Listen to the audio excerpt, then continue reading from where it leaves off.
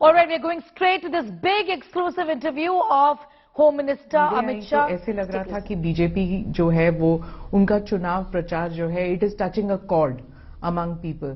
तो आपके हिसाब से कि बीजेपी कहां पर है त्रिपुरा में, क्या भारी बहुमत के साथ जीतने वाले हैं या फिर नेक टू नेक चल रहा है यहाँ पर? देखिए, हम त्रिपुरा के अंदर हमारी सीटें भी बढ़ाएंगे और वोट प्रतिशत भी हमारा बढ़ेगा। और इसका सबसे बड़ा परिचायक है कि यहां पर जिस कांग्रेस पार्टी के ऑर्गेनाइजेशनल कैडर के सैकड़ों लोगों की हत्या कम्युनिस्ट शासन में हो गई थी, वो कांग्रेस पार्टी ने बहुत कम सीटें लेकर कम्युनिस्टों के साथ समाधान किया है।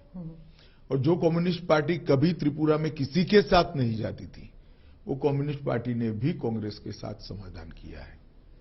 इसका मतलब है वो दोनों ये बात को स्वीकार कर चुके हैं कि हम अकेले भारतीय जनता पार्टी को नहीं हरा सकते, और ये हमारे लिए बहुत अच्छी पोजीशन है। मैं मानता हूं कि हम त्रिपुरा में हम अब तक का हमारा सबसे अच्छा परिणाम इस बार लेकर आएंगे।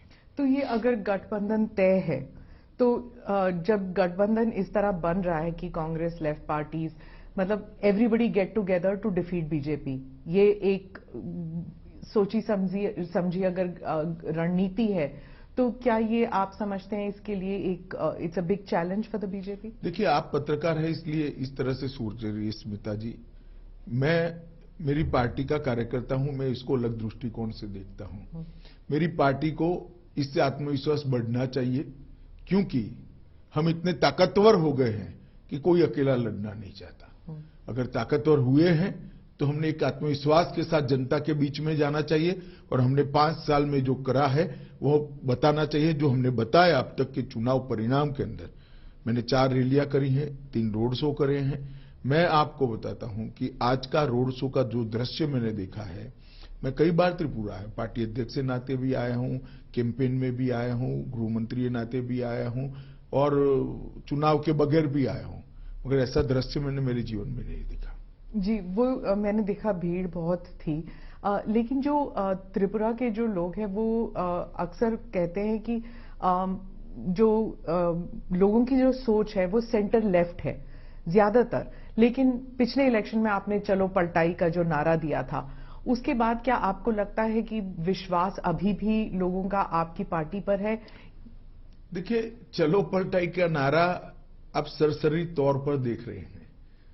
हमने सरकार बदलने के लिए चलो पलटाई नहीं कहा था, मुख्यमंत्री बदलने के लिए चलो पलटाई नहीं कहा था, या पार्टी इन पावर बदलने के लिए चलो पलटाई नहीं किया।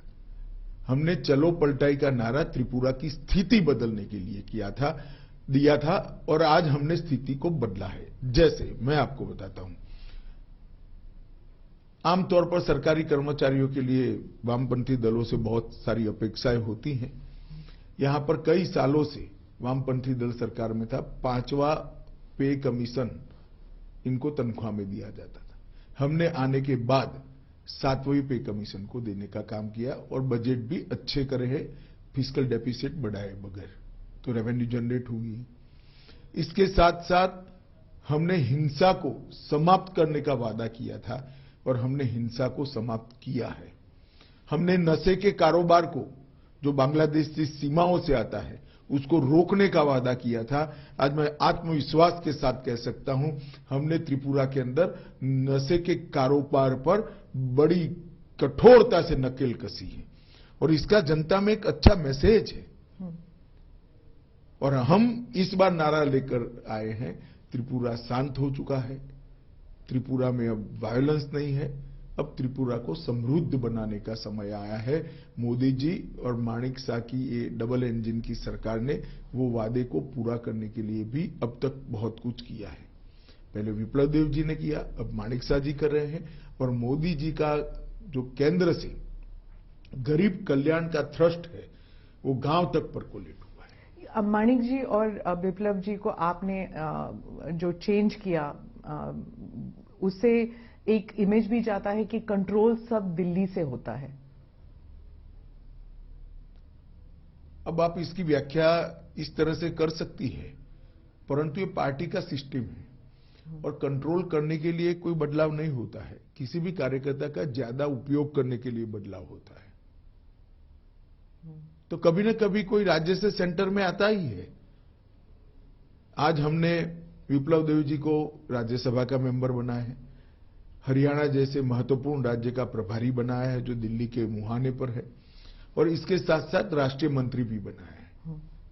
तो वो केंद्र की राजनीति में अपना अच्छे से योगदान दे रहे हैं, त्रिपुरा की राजनीति में भी माणिक साह जी के साथ रहकर उनको सहायता कर रहे हैं। जी। तो इसको कोई इस प्रकार के दृष्टिकोण से देखने की जरूरत नहीं है। अखिल भारतीय पार्टियों को जब राष्ट्रीय स्तर पर कार्यकर्ताओं की जरूरत होती है तो स्वाभाविक रूप से कार्यकर्ता को सेंट्रल पॉलिटिक्स में ले जाते हैं। मैं मानता हूं ये प्रमोशन है, इसको और कोई दृष्टि से नहीं देखना चाहिए। जी।